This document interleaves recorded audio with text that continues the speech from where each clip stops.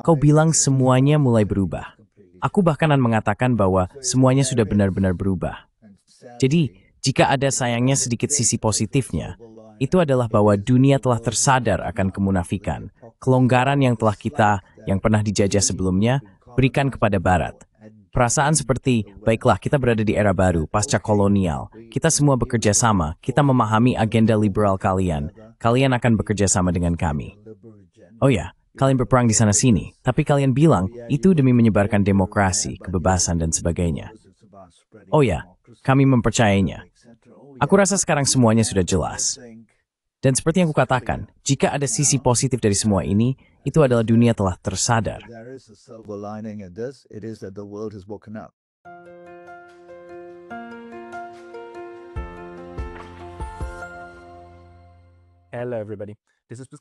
Halo semuanya, saya Pascal Lotas dari Neutrality Studies, dan hari ini saya berbicara dengan Chandran Nair, seorang pengusaha dan cendekiawan asal Malaysia. Beliau adalah pendiri Global Institute for Tomorrow, sebuah lembaga think tank independen yang berbasis di Hong Kong dan Kuala Lumpur. Chandran, selamat datang di kanal ini. Welcome to the channel. Terima kasih Pascal, and sketsa semenda. Great having you because you're on several ones. Senang sekali Anda bisa hadir di sini, karena Anda ada di beberapa daftar surel saya, atau analisis Anda, sampai kepada saya melalui berbagai saluran. Saya pikir kita bisa mulai dengan sedikit pembahasan tentang bagaimana Anda mendekati geopolitik, karena Anda memang bekerja di bidang itu, bukan? Secara profesional, Anda juga memiliki bisnis konsultasi dan bekerja dengan klien yang bergantung pada pemahaman tentang apa yang sebenarnya terjadi, dan yang tidak terlalu tertarik pada pembingkaian media umum, yang terutama di Barat saat ini, berada pada tingkat yang gila. Jadi bisa Anda memberikan gambaran tentang bagaimana Anda mendekati geopolitik? How you approach geopolitics. Ketertarikan saya pada geopolitik, seperti yang Anda sebutkan, dibingkai melalui sudut pandang kesetaraan dan pembangunan. Pemahaman saya, secara sederhana, adalah bahwa geopolitik saat ini dibentuk oleh kekaisaran masa lalu, kekuatan imperialis di masa lalu, dan kekuatan hegemonik masa kini, seperti AS dan lainnya, yang berusaha mempertahankan hak istimewa mereka, yang pada dasarnya terakumulasi selama 500 tahun kolonisasi Eropa. Maksud saya, kita harus ingat bahwa Eropa pada dasarnya menjajah Amerika Utara, yang kemudian menjadi Amerika Serikat dan Kanada. Lalu ada Australia, Selandia Baru, dan seterusnya. Dan geopolitik masa kini, seperti yang bisa kita lihat, secara kasar dapat dikatakan sebagai ketegangan antara sebagian kecil dunia yang disebut sebagai Barat.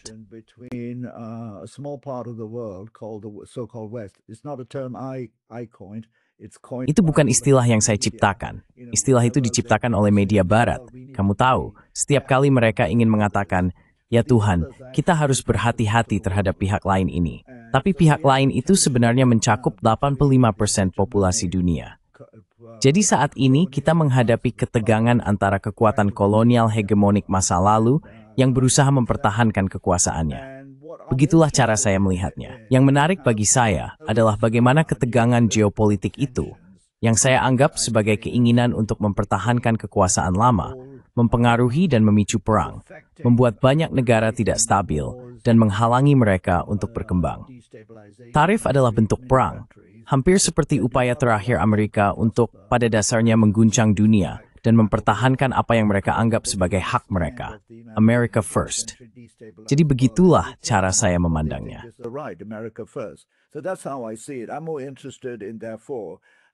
Karena itu, saya lebih tertarik pada bagaimana Indonesia, dengan populasi 250 juta jiwa, yang mungkin mencapai 390 juta dalam 50 tahun ke depan, akan berkembang. Dan bagaimana geopolitik yang saya gambarkan akan menghambat hal itu. Yang kita butuhkan adalah geopolitik yang tidak menghambatnya. Bagaimana India, dengan populasi terbesar di dunia, di wilayah daratan yang hanya sepertiga ukuran Tiongkok, serta menghadapi perubahan iklim dan ancaman eksistensial, akan menavigasi masa depan ini. Jika sekarang Amerika Serikat berkata, ya kamu bukan pihak yang baik, atau Eropa berkata, kamu membeli energi dari Rusia, jadi kami harus melakukan ini terhadapmu. Bagaimana hal itu akan berjalan? Dan bagaimana Afrika, dengan lahan subur paling luas di dunia, akan berkembang dan menjadi lumbung pangan, pertama-tama bagi dirinya sendiri, serta melepaskan belenggu lembaga-lembaga kolonial dan sebagainya, yang masih sangat membebani negara-negara Afrika dan pembangunan mereka. So much on African nations and their development. And finally, I'm interested in geopolitics from the book. Dan akhirnya, saya tertarik pada geopolitik dari buku tersebut, dari sudut pandang dekolonisasi pikiran mereka yang pernah dijajah. Saya telah menulis sebuah buku tentang hal ini, tentang dekolonisasi pikiran para elit di wilayah kita, yang benar-benar bingung karena mereka dibesarkan dengan keyakinan bahwa ada tatanan dunia, dan tatanan dunia itu semata-mata berbasis Barat. Saya percaya mereka sudah ketinggalan zaman. Kami tidak mengetahui kita hejis menggantikan atau menyingkirkan Barat, melainkan menciptakan tatanan geopolitik yang adil, di mana 15% populasi dunia tidak mendikte 85% sisanya, yang juga tidak sempurna, tentang seperti Disney seharusnya.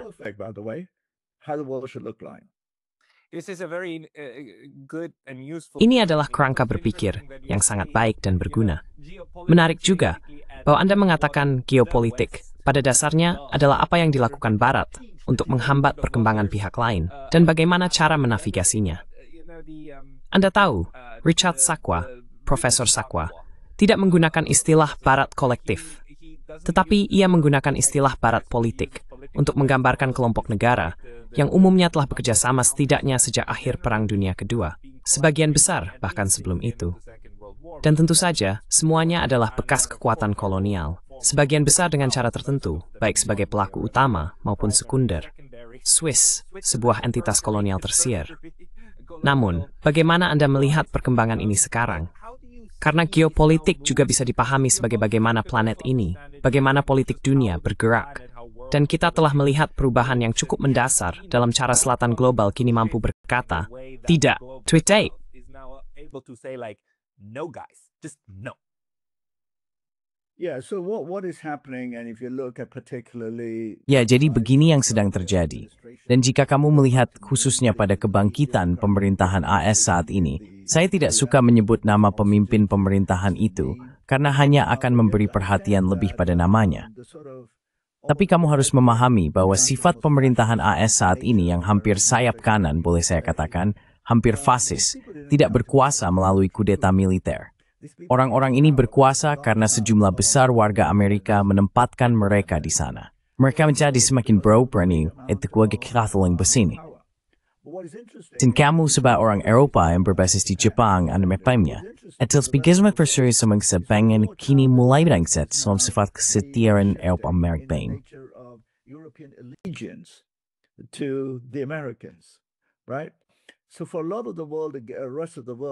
Jadi bagi sebagian besar dunia, seluruh dunia lainnya, saya rasa saya bisa berbicara dari sudut pandang Asia. Kita semua pernah dijajah. 95% wilayah Asia pernah dijajah. Kecuali mungkin Thailand, bukan? Dalam satu atau lain cara. Dan Bhutan. Jadi kita memahami hal itu. Banyak dari kita masih bersikap tunduk sebagian besar, karena penjajahan pikiran telah berakar dalam selama 4 abad. Namun, kita mulai memahami bahwa Eropa menyadari mas kejayaan imperium telah berakhir. Dan Eropa mulai melihat bahwa ia perlu menjadi pemain. Saya rasa, Eropa salah perhitungan dengan sekentis bergabung dengan Amerika untuk menentangok.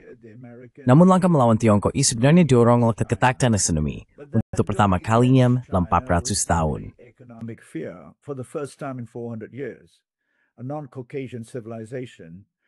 Sebuah peradaban non-Kaukasia memandang ke barat dan berkata, "Halo, aku di sini." Lalu mereka menggunakan apa yang menurutku adalah xenofobia, rasisme, dan sebagainya. Dan mari kita akui, kolonisasi juga sepenuhnya berkaitan dengan ras. Aku menjelaskan hal ini dalam bukuku tentang membongkar privilege kulit putih global. Ini tentang kekuasaan ekonomi.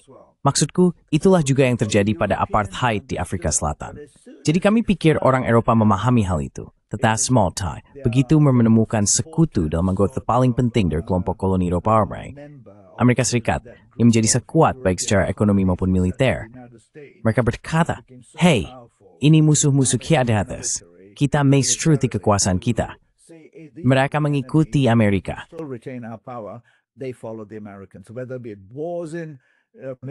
Baik itu perang di Timur Tengah atau sanksi terhadap negara ini, mereka semua saling berpegang satu sama lain.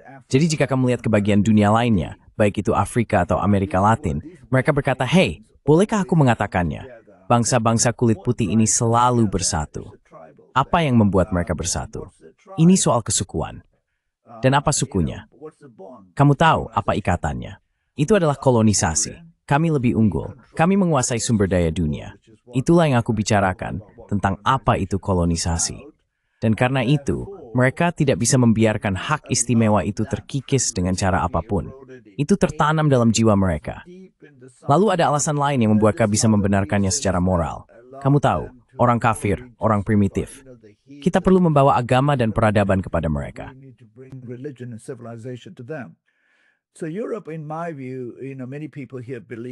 Jadi, menurut saya, Anda tahu, banyak orang di sini percaya bahwa Eropa, dengan tradisi peradabannya yang panjang dan sebagainya, akan berubah.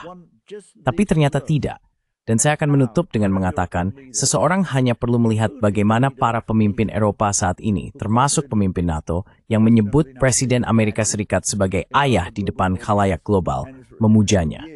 Dan baru-baru ini, ketika Presiden Amerika Serikat saat ini pergi ke Gaza dan berbicara tentang perdamaian, yang bisa kita bahas nanti, Anda melihat Perdana Menteri Inggris berdiri di sampingnya dengan canggung dan pada satu titik bahkan diejek oleh Presiden, lalu maju seperti anak kecil.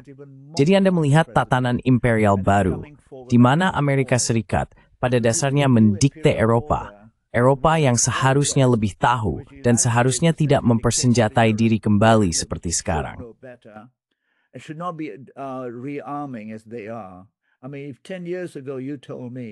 Maksud saya, 10 tahun yang lalu, jika seseorang mengatakan kepada saya bahwa Uni Eropa akan meninggalkan proyeknya yang sepenuhnya berfokus pada perdamaian dan mempersenjatai diri kembali, saya tidak akan mempercayainya.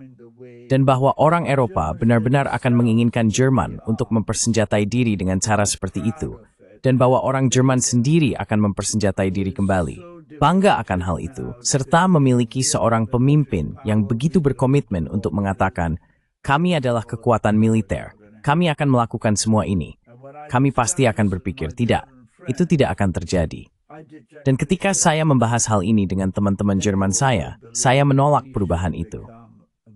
Mereka juga percaya bahwa kita harus menjadi kekuatan militer.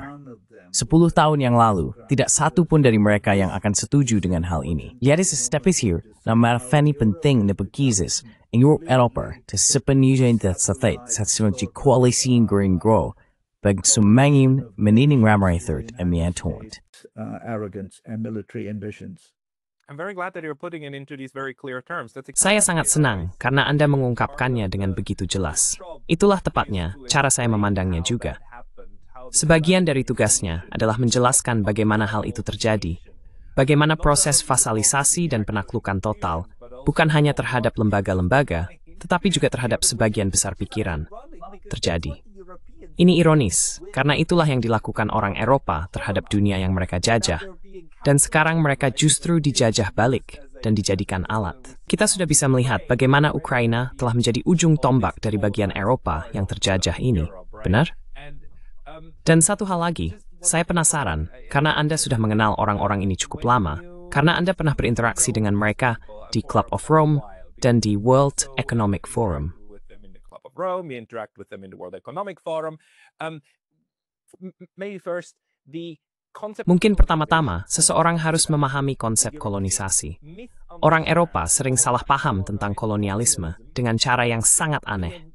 Bagi sebagian besar orang Eropa, kolonialisme itu mirip dengan feodalisme. Kita semua tahu itu pernah ada, kita tahu itu buruk, tetapi kita berpikir bahwa hal itu sudah berhenti jutaan tahun yang lalu. Itu dianggap sebagai bagian dari masa lalu yang jauh. Jadi, mengapa ada orang yang masuk akal di Eropa dan Amerika Utara yang tercerahkan, berpikiran maju dan inklusif saat ini, di mana ada budaya kulit hitam, kulit putih, Asia dan campuran, akan menyebut hal itu sebagai kolonial? Bisakah Anda mungkin menjelaskannya sedikit untuk kami? Colonial. Can you maybe clean that up a little bit for us?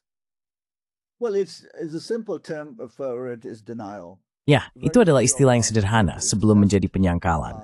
Sangat sedikit dari kita yang mau menerima masa lalu kita, terutama ketika masa lalu itu dipenuhi dengan kolonisasi, kejahatan, genosida, eksploitasi. Kita tidak mau. Lalu kita berkata, tapi itu sudah masa lalu. Dan itu tidak apa-apa jika kemudian kita bisa berkata tidak lagi. Kau tahu, sampai sekitar 1,5 tahun yang lalu, aku sering pergi ke Eropa. Aku punya banyak teman Eropa, teman dari seluruh dunia. Aku selalu sangat menghormati Jerman, karena aku pikir orang Jerman mengajarkan dunia bahwa jika kau melakukan kejahatan, kau harus berdiri dan berkata, kami melakukan ini, dan kami menyesal.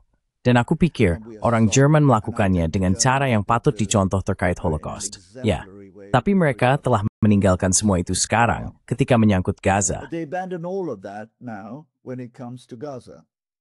So I think there's something deep in the European psyche. Saya pikir ada sesuatu yang mendalam dalam jiwa orang Eropa yang bersifat performatif. Mengatakan, ya kami memang melakukan beberapa hal, tapi itu sudah lama sekali. Semuanya sudah selesai. Namun sebenarnya, mereka bisa mengatakan itu karena merasa nyaman dengan pengetahuan bahwa mereka masih menguasai dunia. Benar kan? Mereka masih menguasai Afrika. Maksud saya, bagi siapapun yang tertarik, bisa melihat bagaimana mata uang Afrika dan hal-hal semacam itu bekerja. Lalu mereka mulai mengatakan bahwa Tiongkok adalah ancaman baru. Mereka yang benar-benar tahu bisa meneliti semua ini. Mereka melakukan itu terutama di Afrika berbahasa Prancis. Kehadiran Prancis dalam hal pengawasan dan bahkan kebijakan moneter masih tetap Prancis. Jadi mereka melakukannya. Dan kemudian ada kolonisasi halus yang terjadi di wilayah saya dan seterusnya.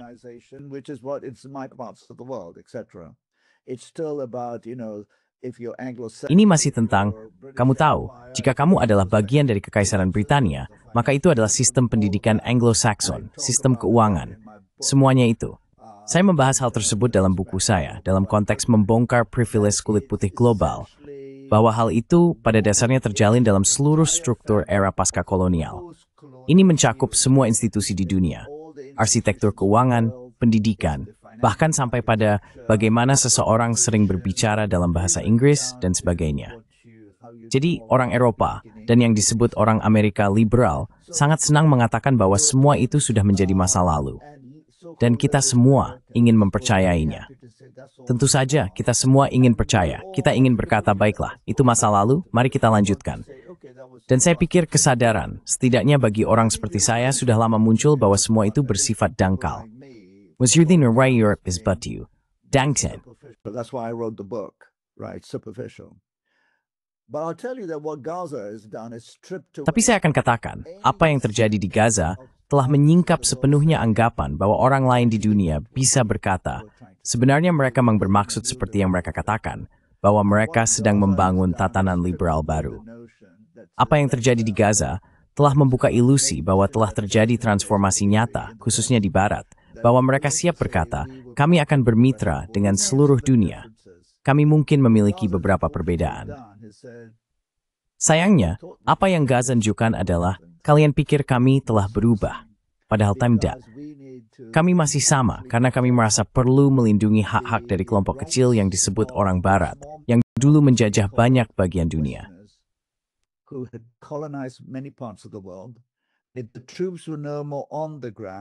Jika pasukan tidak lagi berada di lapangan, setidaknya kita memiliki struktur untuk melakukannya.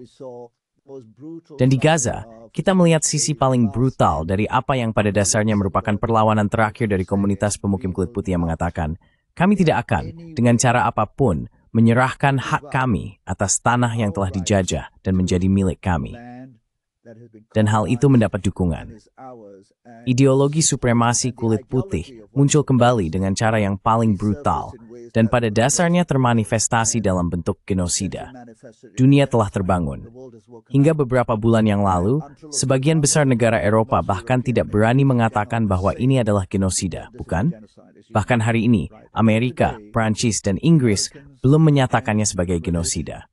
Jadi saya pikir inilah proses pembongkaran yang telah terjadi, dan seluruh dunia telah menyadarinya.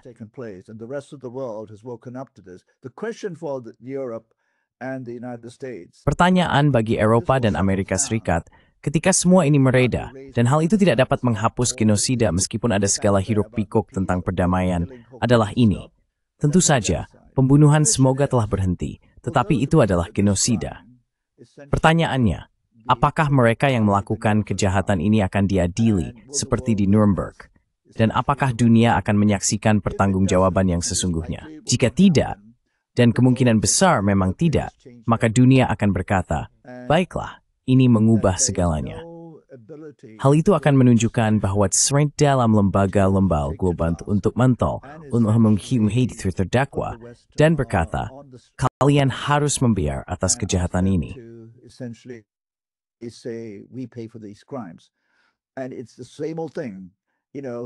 Dan ini hal yang sama seperti biasanya. Kamu tahu, kalau kamu menang, kamu yang menulis aturannya. Dan kalau kamu tidak menang, kamu tidak menulis aturannya. Jadi kamu tahu, Jerman membayar harga yang mahal karena kalah, tapi pemenangnya adalah Barat. Dan dalam hal ini, jika di Gaza telah terjadi kejahatan perang, genosida, siapa pemenangnya di sini? Para pembawa damai tampaknya adalah orang-orang yang sama yang melakukan genosida itu. Jadi mereka tidak akan, kamu tahu, simply be that senyum that for Den Haag dan sebelumnya.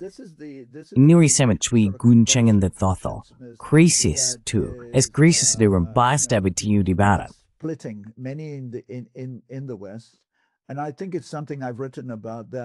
Dan saya pikir ini adalah sesuatu yang pernah saya tulis, bahwa orang-orang di Eropa dan AS tidak akan bisa melupakan hal ini selama 20 atau 30 tahun ke depan.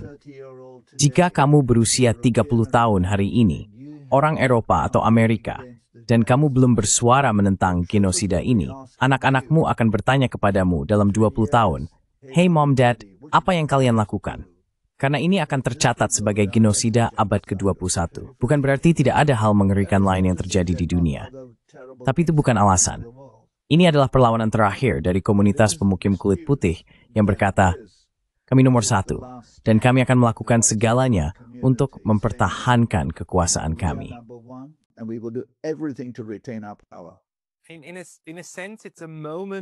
Dalam satu sisi, ini juga merupakan momen dengan kejernihan yang luar biasa, bukan?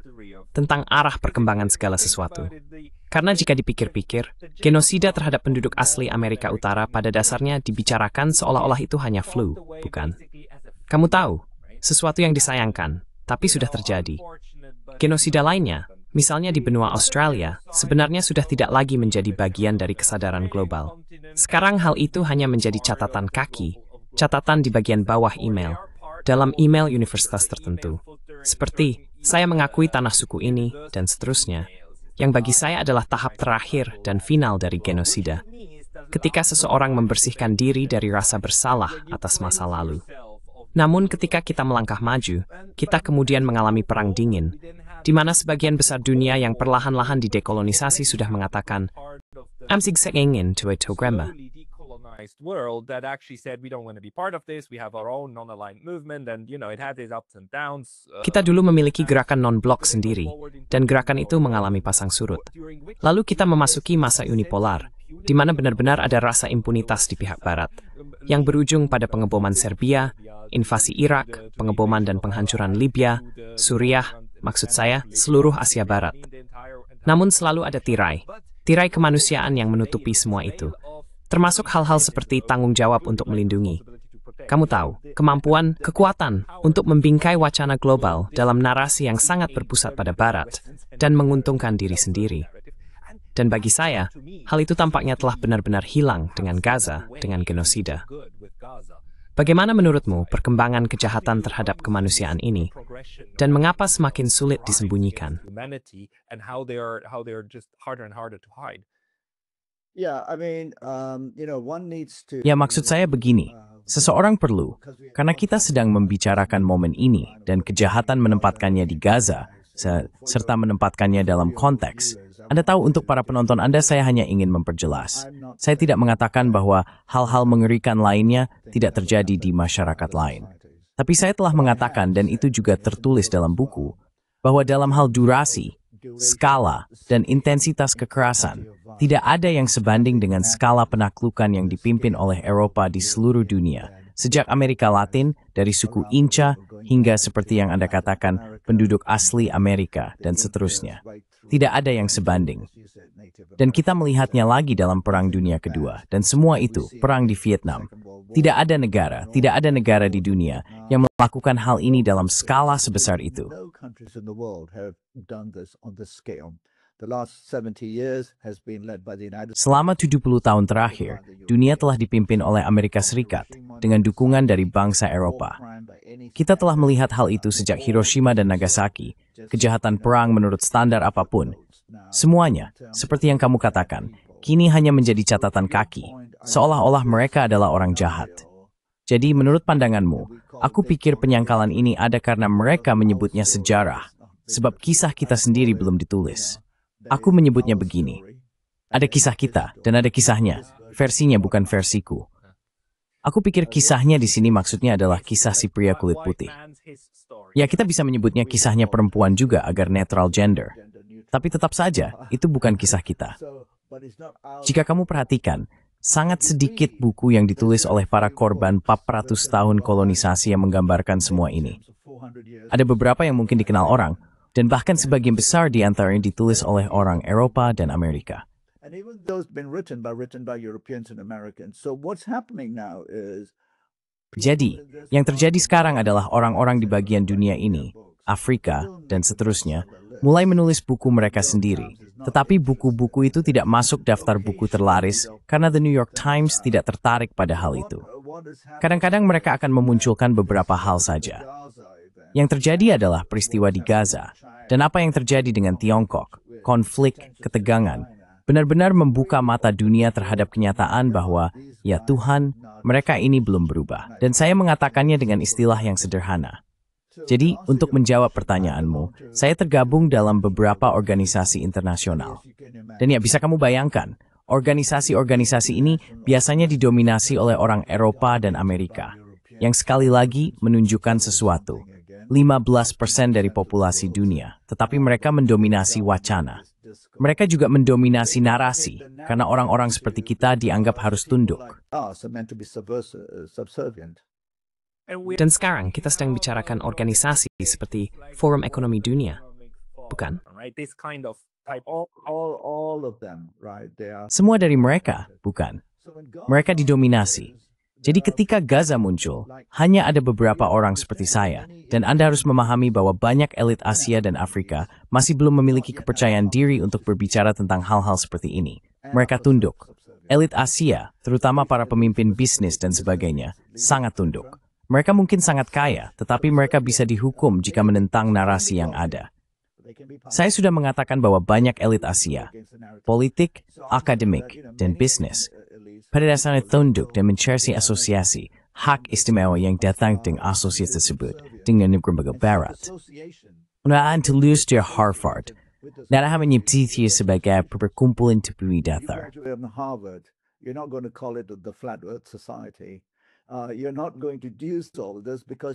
Kamu tidak akan melakukan ini karena kamu menikmatinya, dan itu terjadi secara bawah sadar bagi sebagian orang, serta disadari bagi yang lain.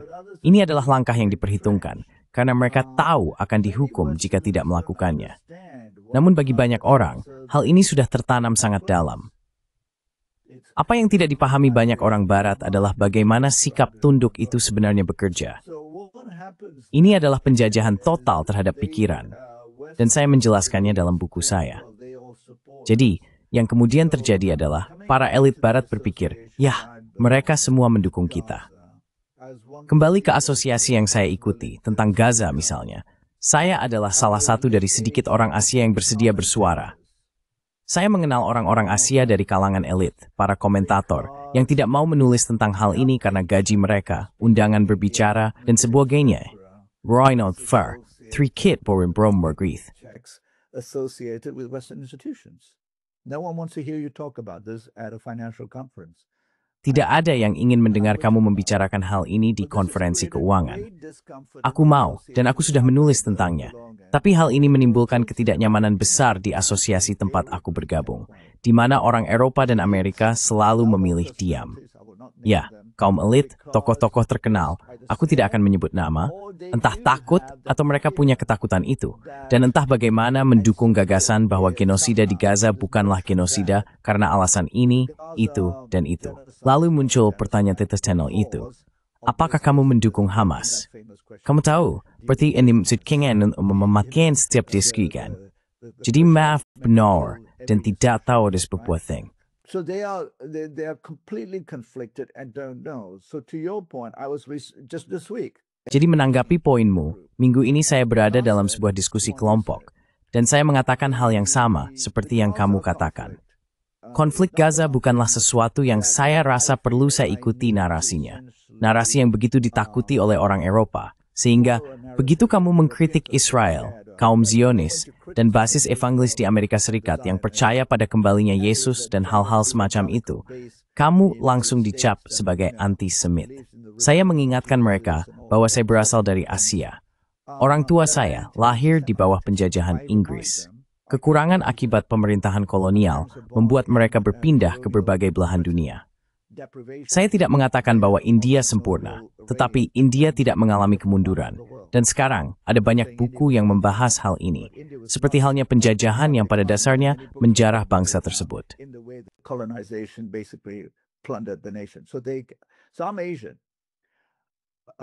Jadi, saya orang Asia. Sejauh yang saya tahu, sejarah saya, sejarah kita, bukan sejarah versi dia. Orang Asia tidak membunuh 6 juta orang Yahudi, orang Eropa yang melakukannya. Jadi jangan sebut saya antisemit. Itu tidak berpengaruh pada saya. Kamu tidak bisa menakut-nakuti saya dengan tuduhan seperti itu. Tapi orang Eropa semuanya sudah lama ditekan dengan hal ini. Begitu kamu mengatakan kepada seorang Eropa atau orang Amerika, kamu antisemit, semua orang langsung panik. Kamu tidak bisa melakukan itu pada saya. Lalu saya menegaskan bahwa Holocaust adalah salah satu kejahatan terburuk, tetapi itu hanyalah salah satu dari beberapa kejahatan yang dilakukan selama 3 atau 400 tahun di seluruh dunia. Penduduk asli Amerika dianggap remeh seperti flu. Sangat sedikit orang yang tahu berapa banyak penduduk asli Amerika yang terbunuh. Ini sangat menarik. Kamu tidak tahu angkanya. Kamu harus melakukan riset sendiri.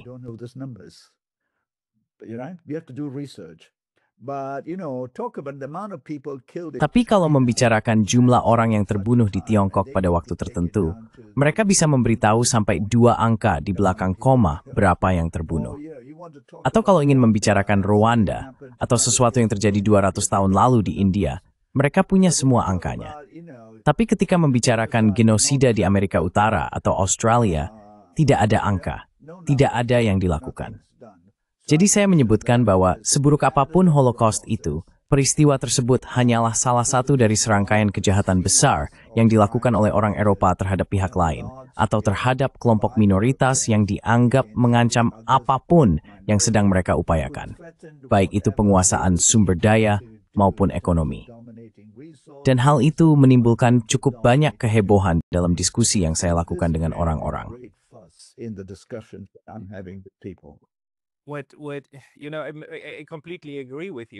Kau tahu, aku benar-benar setuju denganmu.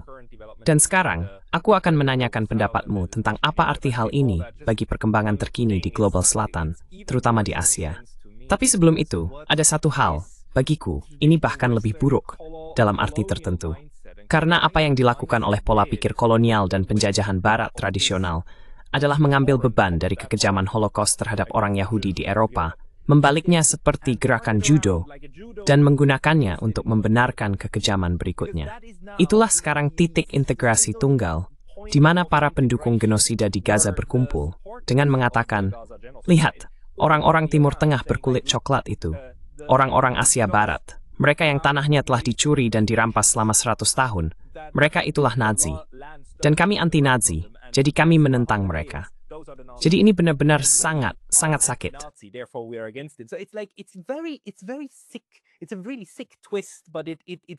Ini adalah sebuah ironi yang sangat kejam. Tetapi hal itu menjaga ruang mental dari bagian dunia yang melakukan genosida tetap bersih. Bukan hanya bersih, bahkan menjadikannya sebuah kebajikan. Dan saya pikir hal ini semakin lama semakin jelas bagi para pengamat, bukan? Sekarang mereka berkata, lihat, kami telah mengalami kekejaman dan kebrutalan semacam ini, bagian dunia yang selamat dari kolonialisme, karena ada juga bagian yang tidak. Sekali lagi, Amerika Utara dan Selatan serta Australia akan tampak berbeda secara fisik. Maksud saya, ciri-ciri fisik orang-orang akan berbeda hari ini, benar-benar berbeda secara fisik, seperti halnya perbedaan fisik antara kamu dan saya. Jika saja genosida terhadap mereka tidak berhasil. Sekarang, mereka yang selamat tahu hal ini. Tapi apakah ada perubahan? Karena kamu mengatakan bahwa pikiran di selatan global masih dalam banyak hal terjajah. Bagaimana keadaannya sekarang? Where is that standing today? So I think as you said, Jadi menurut saya, seperti yang Anda katakan, semuanya mulai berubah. Bahkan saya akan mengatakan bahwa perubahan itu sudah terjadi sepenuhnya. Jika ada, sayangnya, sedikit sisi positifnya, itu adalah bahwa dunia telah menyadari kemunafikan yang ada. Kelonggaran yang dulu kami yang pernah dijajah berikan kepada Barat dengan berpikir, baiklah, kita berada di era baru, pasca kolonial, kita semua bekerja sama, kita memahami agenda liberal kalian akan bekerja bersama kami. Oh ya, kalian memang berperang di sana-sini, tapi kalian mengatakan itu demi menyebarkan demokrasi, kebebasan, dan sebagainya. Oh ya, kami mempercayainya. Saya rasa sekarang sudah jelas. Dan seperti yang saya katakan, jika ada sisi positifnya, dunia telah terbangun. there is a silver lining in this. It is that the world has woken up. I, for one, am very glad that Saya, untuk satu hal, sangat senang bahwa hal itu telah menjadi, kalau boleh saya sebut begitu, ya salah satu hal positif kalau kata itu bisa digunakan yang muncul dari situ. Saya sering dengan nada bercanda mengatakan bahwa saya menyukai Donald Trump. Ini pertama kalinya saya menyebutnya, Presiden Amerika Serikat. Karena dia telah memberikan jasa kepada kita dengan mengatakan, saya seorang supremasis kulit putih. Negara saya pada dasarnya didominasi oleh ideologi supremasi kulit putih, baik Demokrat maupun Republik. Kami bersatu dalam hal menentang dunia. Siapapun yang bangkit, entah itu orang Tionghoa, orang Palestina, atau orang Venezuela, kami yang berkuasa. Dan sekarang kami juga sudah mendapatkan orang Eropa di pihak kami. Dan kami telah menguasai mereka. Jadi seluruh dunia berkata, oke, sangat jelas. Dan itulah hal baik yang telah dia lakukan. And that's the good thing he has done. He's taken the mask off. Dia telah menanggalkan topengnya, semacam kedok liberalisme, yang dulu begitu canggih, menjadi sebuah industri dengan semua lembaga dan badan yang tampak baik hati itu yang pergi untuk menolong orang Asia dan Afrika yang miskin. Seperti yang kamu katakan, hal tentang penyelamat ala Tarzan dan Jane. Kita akan pergi ke Afrika. Kita akan berbicara dengan para kera, karena mereka sudah ada di sana sejak awal waktu, sejak manusia muncul di benua itu. Tapi kita, Tarzan dan Jane, tahu bagaimana berbicara dengan para kera, dan kita akan datang untuk menyelamatkan kalian. Dan pola pikir itu, ya banyak orang Asia mempercayainya, karena kita tumbuh besar menonton Tarzan dan Jane. Kita tumbuh besar menonton apa itu? John Wayne dan Sitting Bull. Kita dibesarkan dengan semua hal itu. Hal baik tentang sekarang adalah dunia telah berkata cukup. Sekarang kami mengerti.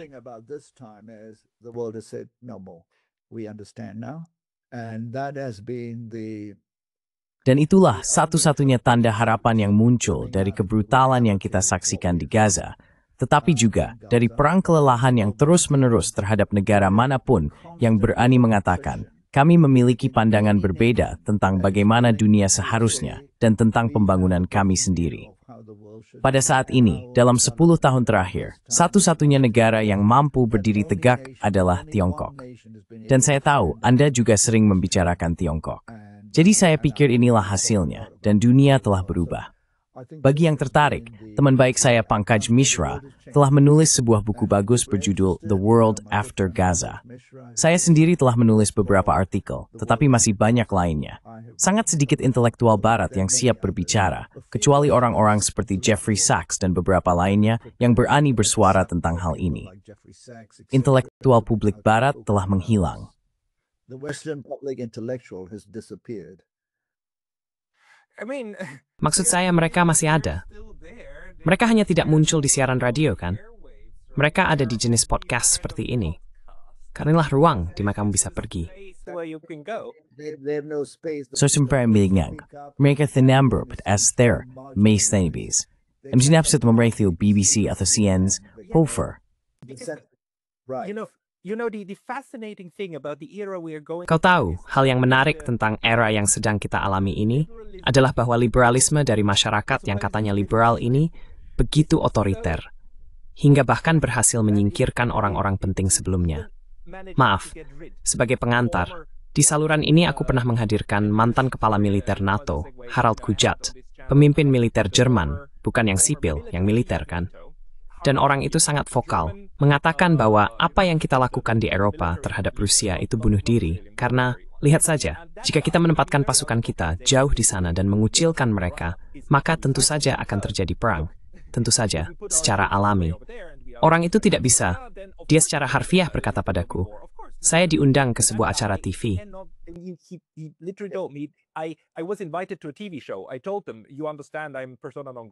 Saya bilang kepada mereka, kamu tahu, saya ini persona non grata. Orang itu berkata tidak apa-apa. Kami justru menginginkanmu. Lalu malam itu juga dia mendapat telepon yang mengatakan, maaf, acaranya dibatalkan. Dia bilang kamu benar-benar persona non grata. Sejauh itu. Dan ruang geraknya sangat sempit. Dua hal meskipun begitu. Pertama, bagaimana kamu menilai perang ini? Perang struktural antara Rusia dan Barat, atau Barat politik. Apakah menurutmu ada juga unsur kolonial di dalamnya? Dan yang kedua, bagaimana negara-negara di selatan global menghadapi hal itu? Maksudku, kamu bilang orang-orang masih takut dan sebagainya. Tapi ini pasti akan memicu perubahan, bukan? Ini pasti sudah mulai mendorong pemikiran ulang tentang bagaimana berinteraksi dengan Barat politik itu.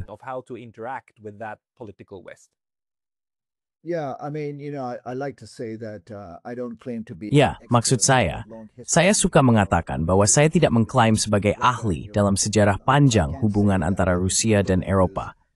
Tapi saya bisa bilang bahwa saya telah mengikuti hal ini selama 15 tahun terakhir.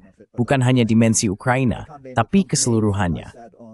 Saya tidak bisa menyebutkan nama perusahaannya, tapi saya pernah duduk di Dewan Penasihat Global sebuah perusahaan Jerman yang sangat besar selama sekitar 6 atau 7 tahun. Sekitar 8 tahun yang lalu, kami mengadakan rapat Dewan. Dan saya ingat Ketua Dewan mengatakan bahwa meningkatnya ketegangan antara Eropa dan Rusia akan menjadi krisis besar bagi Jerman karena masalah energi. Dan bahwa ini adalah hal paling tidak masuk akal yang kami lakukan. Dan kami seharusnya mencari cara untuk bernegosiasi.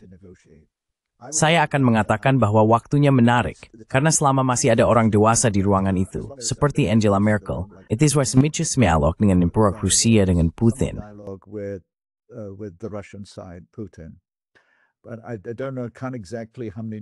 Tapi saya tidak tahu persis berapa bulan.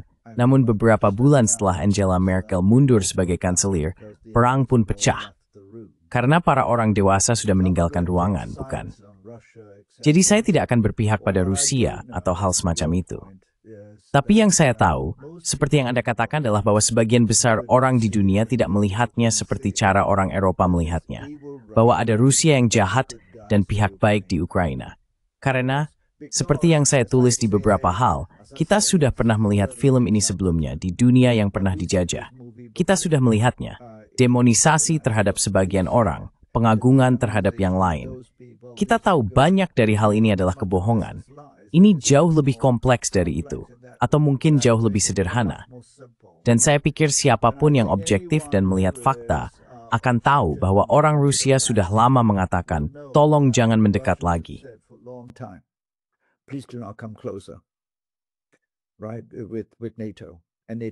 Benar, dengan NATO, dan NATO terus berkembang.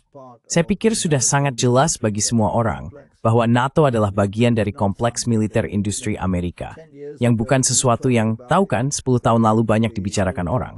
Waktu itu, kalau Anda menyebut kompleks militer industri yang sekarang mencakup media, dunia akademik, dan sebagainya, Anda akan diberitahu, itu semacam hal kiri, pasti dari kubu Che Guevara atau semacamnya. Dan mereka akan bilang, itu tidak nyata. Nah, hari ini semua orang paham bahwa itu nyata. Itu adalah salah satu kelompok ekonomi paling berpengaruh di Amerika Serikat. Ia mengendalikan segalanya. Banyak anggota DPR dan Senat memiliki kepentingan ekonomi dalam kompleks militer industri, dan mereka tidak perlu mendeklarasikan semuanya. Jadi kompleks militer industri berkuasa sebagai bagian dari negara bayangan.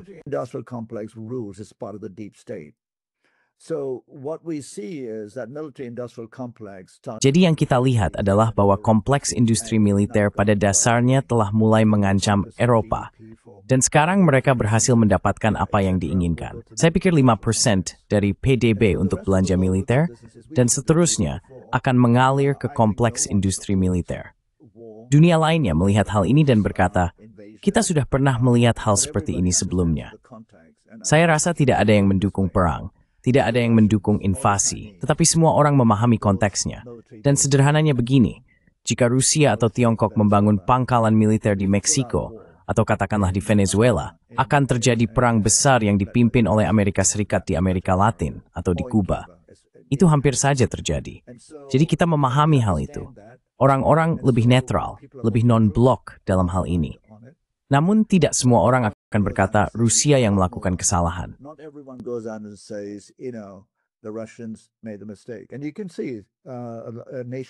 Dan Anda bisa melihat negara seperti India yang telah banyak dikritik karena bersikap netral dan karena membeli minyak Rusia.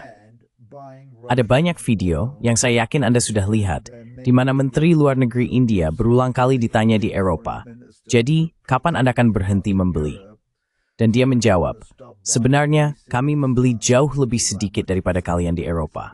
Kalian sedang berperang dengan mereka. Kalian meminta saya untuk tidak membeli, tapi kalian justru membeli lebih banyak.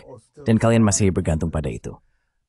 Jadi saya pikir bagian dunia ini, pasar-pasar non-blok ini, tidak menerima gagasan bahwa Rusia itu jahat dan bahwa orang Eropa dan Ukraina itu baik. Semua orang hanya ingin melihat hal ini berakhir.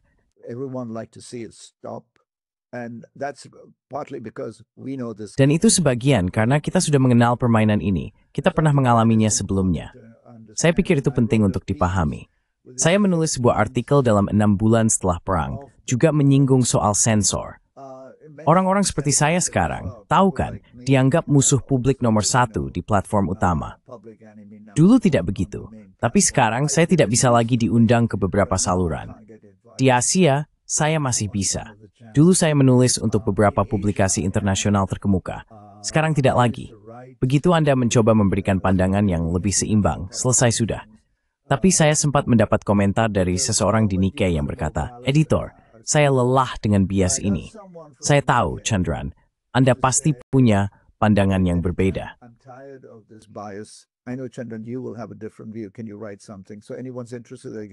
Bisakah kamu menulis sesuatu? Jadi jika ada yang tertarik, mereka akan melihatnya dan mengambilnya. Dan dari bagian dunia ini, pandangannya sederhana saja. Perang itu jahat. Tetapi ketika korbannya berkulit putih, itu dianggap tragedi. Dan perang entah bagaimana dianggap boleh atau dibenarkan jika korbannya berkulit coklat. Karena kemudian kita bisa menyebut mereka negara tidak demokratis yang sedang kita coba peradapkan. Tahu kan, artikel itu menjadi viral setelah dipublikasikan karena pada dasarnya menyoroti yang banyak dari kita pikirkan. Semua perang itu buruk. Tidak ada yang seharusnya terbunuh. Agresi oleh negara besar terhadap negara kecil tidaklah baik, apapun provokasinya. Tapi kita hidup di dunia geopolitik. Provokasi mengarah pada akibat yang mengerikan.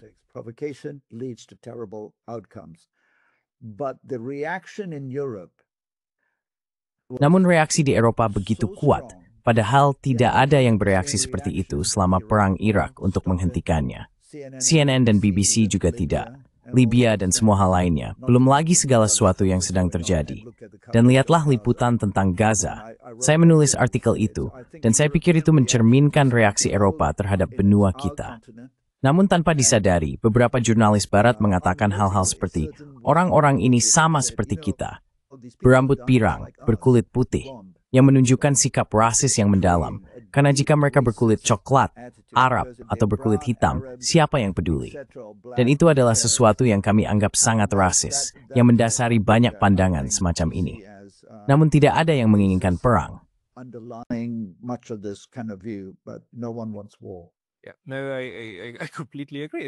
Tidak, saya benar-benar setuju. Maksud saya, pernyataan-pernyataan itu sangat mengejutkan.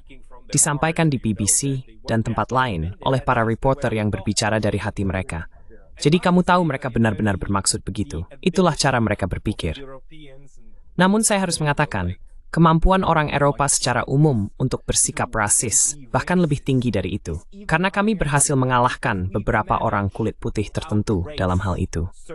Kamu tahu, masalah rasisme terbesar di Swiss di masa lalu, dan bahkan sekarang menurut saya adalah terhadap orang Serbia, Kroasia, dan Bosnia dari bekas Yugoslavia. Saya pernah menunjukkan foto teman-teman terbaik saya yang orang Kroasia dan Serbia kepada teman saya dari Taiwan, Dan dia melihat saya lalu berkata, "Apa, Pascal?" Then he looked at me and said, "What? But Pascal, they're white." He's like, "Yeah, we managed to be." Mereka orang kulit putih. even to fellow Ya. whites Ya. if we find Kita bahkan the bisa right bersikap rasis terhadap sesama orang kulit putih jika kita menemukan alasan yang tepat. Tapi dalam hal ini, kamu tahu, kemampuan untuk berperang ini selalu berjalan seiring dengan penggunaan rasisme secara strategis. Juga, cara orang Jerman menggambarkan orang Yahudi selama genosida sebagai sosok yang sangat aneh. Benar kan? Dan hal ini sebenarnya berlanjut sekarang dengan orang Rusia dan seterusnya. Jadi kamu tahu, seluruh sandiwara era liberal ini tentang telah mengatasi rasisme, tentang menjadi inklusif dan sebagainya, semuanya sia-sia. Semuanya hanya pura-pura besar untuk menjual cerita bahwa sekarang semuanya sudah lebih baik.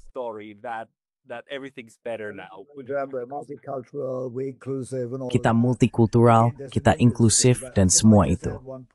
Sekali lagi, ada industrinya. Tapi boleh saya tambahkan satu hal di sini, juga untuk para penonton Anda. Rasisme ada di seluruh dunia. Kita harus mengakui itu. Dan ada banyak alasan untuk itu. Itu bagian dari kelemahan kondisi manusia. Saya pikir beberapa bagian dunia telah mengalami kemajuan. Ada rasisme di India, dan setiap kali saya membicarakan hal ini, para pendengar berkata, "Oh, di sini juga ada rasisme." Benar sekali. Satu-satunya perbedaannya adalah sangat sedikit negara, besar atau kecil. Dan saya tidak menyebutnya Global South. Kita bisa mencari istilah lain untuk itu. Saya pikir itu istilah yang merendahkan, dan saya sudah menulis tentang hal itu. Nanti saya kirimkan artikelnya kepada Anda.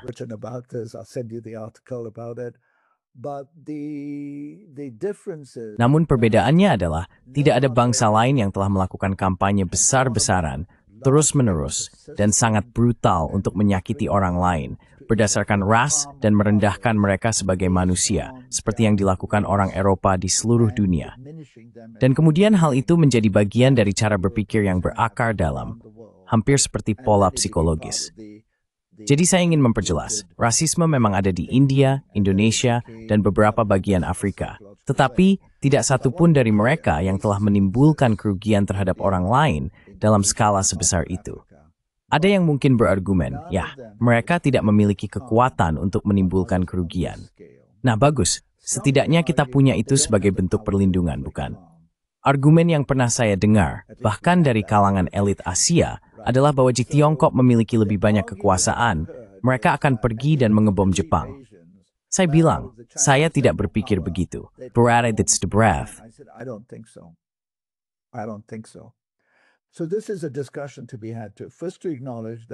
Jadi ini adalah diskusi yang perlu dilakukan. Pertama, untuk mengakui bahwa rasisme, sayangnya, di berbagai belahan dunia, merupakan bagian dari kondisi manusia.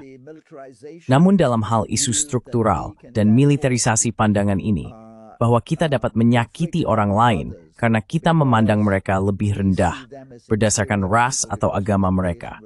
Itulah yang telah dilakukan oleh Barat, dan sejarah telah mencatatnya selama 300 tahun terakhir. Tentu something lian seen di dunia di mana jenis rasisme seperti ini telah menyebabkan bentrokan, tetapi tidak dalam skala sebesar ini. Saya hanya ingin menegaskan hal itu dengan sangat jelas. Dan ini adalah sesuatu yang orang Eropa, kembali ke percakapan kita sebelumnya, dan orang Amerika menolak untuk akui. Mereka menolak melihat sifat berkelanjutan dari hal ini. Dan bagi seluruh dunia, hal ini muncul kembali di Gaza. These are very, very good and valuable points. Ya, itu adalah poin-poin yang sangat-sangat baik dan berharga. Namun, menurut Anda, apa prisma terbaik untuk memahami apa yang sedang terjadi? Sebagai contoh, kemarin saya mengikuti webinar bersama Radhika Desai dan Jeffrey Sachs. Dan keduanya menyampaikan bahwa aliran realis dalam hubungan internasional pada dasarnya sangat apologetik terhadap kejahatan-kejahatan ini. Karena mereka mengatakan, lihat, begitulah cara kami orang Eropa berperilaku. Begitulah setiap manusia berperilaku. Karena itu, wajar jika kekerasan semacam ini terjadi. Dan saya tidak ingin menuduh para analis hebat seperti John Mearsheimer dan lainnya bermaksud demikian. Tetapi cara membingkai hal-hal seperti itu justru menyamarkan elemen-elemen lain, seperti yang Anda katakan, dampak rasisme terhadap perkembangan cara negara-negara ini berinteraksi. Jadi, menurut Anda, lensa apa yang paling memperjelas untuk menganalisis sistem global?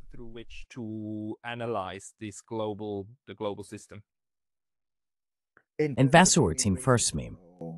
In terms of Dalam dinoikat pergeseran destasaan.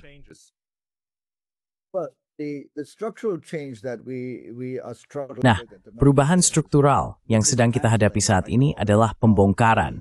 Seperti yang saya sebut, dari sistem lama. Sebagian dibongkar melalui dekolonisasi, yang bukan diberikan kepada rakyat, melainkan pada dasarnya direbut melalui perang perlawanan. Proses itu semakin cepat setelah Perang Dunia Kedua dan berpuncak pada kemerdekaan banyak negara di Asia, Timur Tengah, dan Afrika pada tahun 1960-an, bahkan hingga 1970-an, bukan? Jadi proses semua terjadi, dan kita tahu bahwa hal itu mahadi. Itu masih di Dap Afrika, lalu ikut mulai pindah. Saya tinggal di Hong Kong cukup lama. Kolonisasi mantep Gibno Norantana hingga turun setuju awan. colonization was the rule from the settlement. And so the prism that I give you and Jadi, sudut pandang yang akan saya berikan kepada Anda, alih-alih melihat Afrika dan sebagainya, adalah melihat Hong Kong sebagai contoh dekonstruksi. Hingga tahun 97, bukan 87, Hong Kong adalah koloni Inggris. Begitu wilayah itu kembali ke kedaulatannya, yaitu Tiongkok, dan bahkan 25 tahun setelahnya, Inggris, Amerika, dan Barat masih merasa sangat tidak nyaman dengan gagasan ini, terutama Inggris dan sekutu Amerikanya. Ini semacam kesombongan Anglo-Saxon. Hanya kami yang bisa menjadikan tempat ini salah satu pusat keuangan terbesar di dunia, bukan? Dan kini, kepahitan itu telah berujung pada kampanye besar-besaran oleh Wall Street Journal dan lainnya untuk mendemonisasi Hong Kong. Wall Street Journal, etc., to demonize Hong Kong. And in 2019, Dan pada tahun 2019, kami mengalami kerusuhan, kaum muda yang terpinggirkan, dan sebagainya.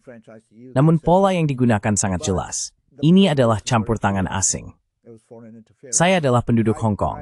Saya bukan orang Tiongkok. Dan saya melihat dengan sangat jelas bahwa ada banyak infiltrasi. Pada puncak kerusuhan, saya melihat pria-pria kulit putih bertubuh besar di banyak sudut kota yang mengarahkan para pemuda. Soanaji Tamdwar, bawi broemapit kluhen. Sales interpingnak emborstuan menjit nox bikono mats a ubinivdor. Thanks stem that Nong Kong, yang dimenforthen, du hawaris warnly chipot ola communist Tiongkok. were not created by the Chinese Communist Party.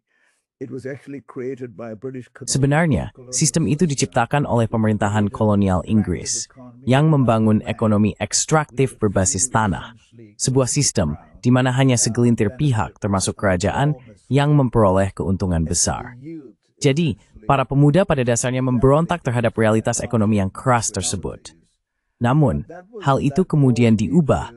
Mereka tidak memiliki kebebasan. Saya berpendapat bahwa cara untuk melampaui struktur pasokan tanah kolonial itu yang telah menciptakan keterpinggiran luas adalah dengan melibatkan Partai Komunis Tiongkok dan mengajukan kebijakan yang lebih egaliter serta tidak berbasis pasar untuk mereformasi sistem pertanahan, mirip dengan apa yang dilakukan Singapura di bawah Lee Kuan Yew. Itulah sudut pandang saya terhadap hal ini. So that's one lens of looking through it that I see. It's dismantling old systems of market capitalism, etc. Ini tentang membongkar sistem lama kapitalisme pasar, pasar bebas, akses terhadap sumber daya, dan sebagainya. Dan seluruh persoalan geopolitik, seperti yang mulai saya katakan, berkaitan dengan siapa yang mengendalikan jalur ekstraksi sumber daya, akses pasar, dan finansialisasi dunia. Jika sebuah sistem alternatif mulai muncul, hal itu mulai mengikis hak istimewa era pasca kolonial, di mana setelah pasukan pergi, kendali digantikan oleh lembaga-lembaga seperti IMF dan WTO, yang menyetapkan membentuk seperti globalisasi itu. Jadi, cara lain untuk melihat ini adalah melalui sudut pandang tersebut. Semua pembicaraan tentang deglobalisasi ini memberikan itu sangat smooth. This is very careful thinking. There's no such thing as deep. Tidak ada yang namanya deglobalisasi. Yang sedang terjadi adalah perubahan aturan dari apa yang dulu disebut globalisasi. Aturan yang dirancang untuk secara tidak proporsional menguntungkan kita. Itu dulu dianggap sebagai hal yang normal. Ubah aturannya, kalian akan ikut duduk di meja perundingan. Kalian mungkin tidak memahami dokumen hukum yang rumit ini karena kalian tidak memiliki institusi yang memadai. Tapi tolong tanda tangani saja. Dan jika kalian lemah, kalian memang akan menandatanganinya. Tapi jika kalian lebih kuat, seperti Tiongkok atau India, kalian dealnya. Maksud saya, orang sering lupa bahwa Tiongkok mungkin adalah negara yang paling menentang perjanjian Doha, tarif, dan GATT. Karena mereka tidak ingin jalan-jalan mereka dipenuhi toko-toko seperti Tesco dan sejenisnya. Mereka tetap berpendapat bahwa toko-toko lokal, pasar, duafdala, excuse maghanis na produk lokal, dinefering sebagai ruang bagi ekonomi mereka sendiri. Growth for locals. So you can look at this in many different. Jadi Anda bisa melihat hal ini dari berbagai sudut pandang. Saya akan mengatakan bahwa globalisasi hanya sedang didefinisikan ulang dan pihak lain kini ikut bersuara. Anda bisa menyebutnya apapun, tetapi begitu seseorang dari Tiongkok berdagang di India, itulah globalisasi. Kita tidak memerlukan aturan khusus untuk itu. Tentu saja, kita ingin memastikan agar orang tidak saling mengeksploitasi, dan itulah mengapa kita memiliki cara tertentu dalam memandang hal-hal ini, seperti tarif dan sebagainya. Namun tidak ada yang namanya deglobalisasi. Deglobalisasi adalah konsep yang lahir dari ketakutan, ditanamkan oleh mereka yang awalnya menulis aturan, dan kini tidak bisa menerima tatanan dunia baru, di mana pihak lain ikut menulis aturan dan mengatakan bahwa ada cara berbeda untuk melakukan sesuatu. Perdagangan dan kemakmuran bersama.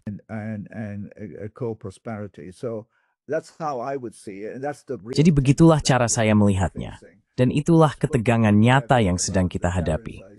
Saya cukup banyak berbicara tentang bagaimana tarif pada dasarnya sekali lagi merupakan semacam bantuan yang dilakukan oleh Presiden AS dengan menyadari bahwa sistem lama sudah tidak berfungsi.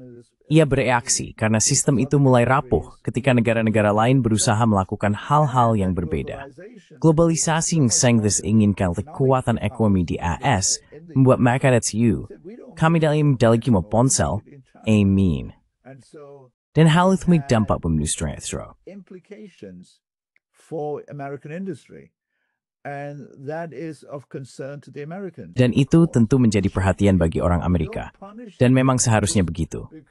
Tapi jangan hukum pihak lain hanya karena para elitmu menghasilkan banyak uang dari hal ini. Jangan hukum kami. Mari kita cari cara untuk mengembalikan industri ke AS. Tapi kamu tidak bisa, tahu kan, menodongkan pistol ke kepalaku dan berkata, buat semua ponselmu di Tiongkok, India, atau AS. Itu bukan cara kerjanya, karena itulah sistem yang kamu ciptakan. Sekarang kamu harus mencari cara lain. Nah,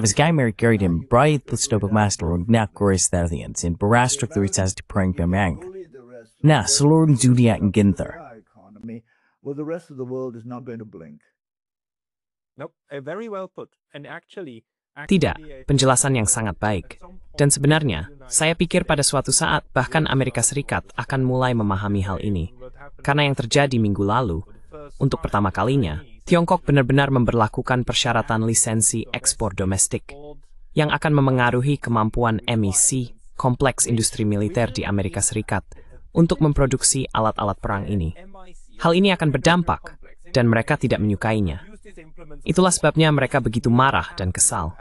That's price pengubahnya. that's why they're so mad and so angry. But they can't change it. They cannot. If they wanted Mereka tidak bisa.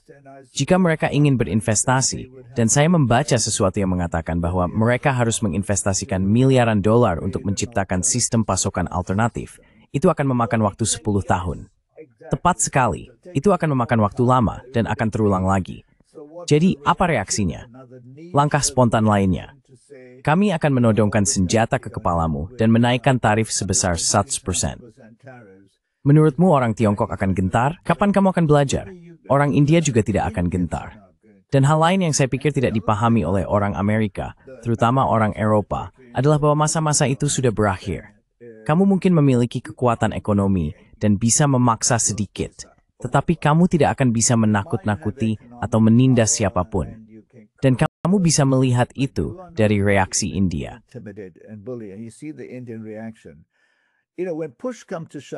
Kau tahu, ketika keadaan benar-benar mendesak, dan saya katakan ini, jika Tiongkok merasa bahwa mereka harus menanggung 1 tahun masa sulit, sebut saja begitu, dan saya tidak berpikir hal itu sedang terjadi, kita sudah bisa melihat bahwa ekonomi Tiongkok telah menurunkan persentase ekspor ke Amerika Serikat menjadi sekitar 10% atau semacam itu.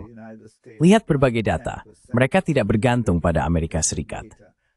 Tapi mari kita anggap saja, untuk alasan tertentu, Amerika Serikat dan Eropa menekan banyak negara karena Tiongkok telah mendiversifikasi ekspornya ke berbagai negara. Orang Tiongkok akan berkata kepada rakyatnya, 1,3 miliar orang. Baiklah, semua orang, masa sulit 2 tahun ke depan. Semua orang, bersiaplah. Apa yang dilakukan orang Tiongkok? Mereka bersiap. Ini adalah peradaban, sebuah masyarakat yang memahami hal itu.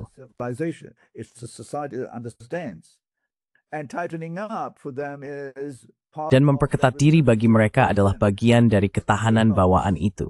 Karena kekacauan masih ada dalam ingatan hidup banyak orang Tiongkok. Orang Amerika tidak memahami hal itu. Mereka memahami penaklukan dan kelimpahan serta kami yang mendominasi. Dan jika Amerika mengalami penderitaan yang memang sedang dialaminya, sebuah perang saudara berintensitas rendah mulai muncul, yang sangat disayangkan. Tidak ada yang ingin melihat Amerika jatuh atau menghadapi lebih banyak masalah, tetapi banyak orang Amerika yang menderita. Orang Amerika harus menanggung lebih banyak penderitaan, dan itu sudah terjadi. Tanggapan pertama dari pemerintahan, dan bukan hanya yang sekarang, adalah menghukum seluruh dunia untuk menebus penyebab penderitaan itu, karena dianggap pihak lainlah yang melanggar aturan dan mulai mengurus nasib mereka sendiri.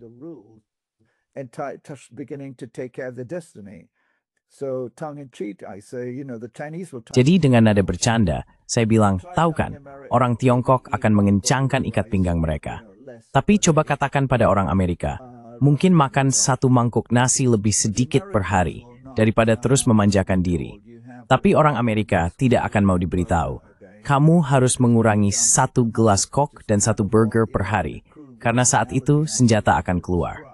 Itulah perumpamaan kasar yang saya gunakan untuk menggambarkan ketidakmampuan menerima tatanan dunia baru dan melakukan perubahan dari dalam. Karena tatanan dunia itu tidak akan menunggumu, kecuali kamu berpikir dirimu begitu istimewa sehingga tidak perlu berubah. Saya rasa Ronald Reagan yang mengatakan sebagai tanggapan terhadap Presiden Carter 40 tahun lalu, ketika Carter berkata bahwa kita tidak bisa terus memanjakan diri dan mengonsumsi.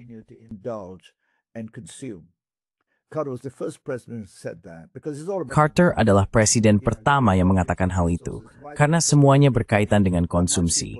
Kamu tahu, geopolitik sumber daya. Jika aku mengendalikan segalanya, maka rakyatku bisa makan barang murah. Terlepas dari kelimpahan, dampak kesehatan, dan semua itu, yang sudah kita ketahui, ekonomi tampaknya tumbuh, tetapi konsekuensinya sangat berat. Dan aku pikir Ronald Reagan pernah berkata, kita tidak menegosiasikan cara hidup orang Amerika. Nah, sekarang mereka harus menegosiasikan. Ini sangat menyakitkan. Masalahnya adalah, rasa sakit di dalam politik Amerika saat ini menghasilkan reaksi spontan untuk menimbulkan penderitaan pada seluruh dunia melalui intervensi ekonomi dan militer.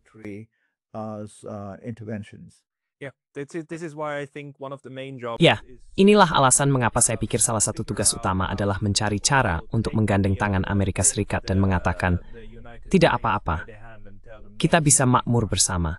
Kalian tidak perlu memperketat. Kita akan baik-baik saja. Biarkan senjata tetap di tempatnya. Tapi ya, itu pembahasan untuk lain waktu. Chandran, jika orang ingin menemukan tulisan-tulisanmu, di mana tempat terbaik untuk menemukannya?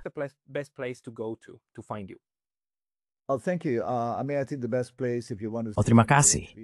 Saya rasa tempat terbaik jika Anda ingin melihat beberapa wawancara yang pernah saya lakukan dan sebagainya adalah dengan pergi ke YouTube dan mencari nama saya. Saya pernah melakukan wawancara dengan komentator Tiongkok Zhang Weiwei yang mendapat banyak penonton. Untuk tulisan-tulisan saya, Anda bisa mengunjungi situs web Global Institute for Tomorrow di www.giftinst.com. Saya mau tautan ke situs web Anda di deskripsi video ini di bawah. Teman, silakan lihat analisis Chandran. Tuan Lotas, Chandran, terima waktu Anda ini. Boleh saya katakan, jika Anda mengizinkan saya 30 detik, Saya punya buku baru yang akan segera terbit, dan saya pikir orang-orang akan menemukannya sangat menarik. Judulnya Understanding China. Awalnya buku ini ditulis sebagai laporan untuk Club of Rome. Tetapi karena minat yang begitu besar, penerbit akademik Routledge memutuskan untuk menerbitkannya. Buku ini akan terbit pada bulan November, dan pemesanan awal sudah tersedia di situs web. Buku ini berjudul Understanding China, dan bukan tentang mengkritik atau memuji Tiongkok. Sebagian besar buku tentang Tiongkok biasanya mengatakan Tiongkok hebat, atau hanya mengkritiknya. Buku ini tidak melakukan keduanya. Buku ini mengatakan, inilah Tiongkok, pahamilah, dan memberikan banyak data. Ditulis dengan cara yang sederhana agar pembaca umum, bukan dengan nada akademis, dapat memahaminya dan menarik kesimpulan mereka sendiri. Kau tahu apa yang akan kita lakukan pada bulan November setelah itu dirilis? Tulis padaku lagi. Kita bisa melakukan pembicaraan lain, atau mungkin sebuah diskusi panel dengan 1 atau 2 kritikus tambahan untuk membahas Tiongkok. Karena ini adalah topik yang sangat penting. Sangat penting. Chandra Nair, terima kasih banyak atas waktumu hari ini. Thank you very much for your time today. Bisa baiklah ke sangat menitmithaya. Remreis memberk. Nanem the just, a stemmer how. Bye-bye.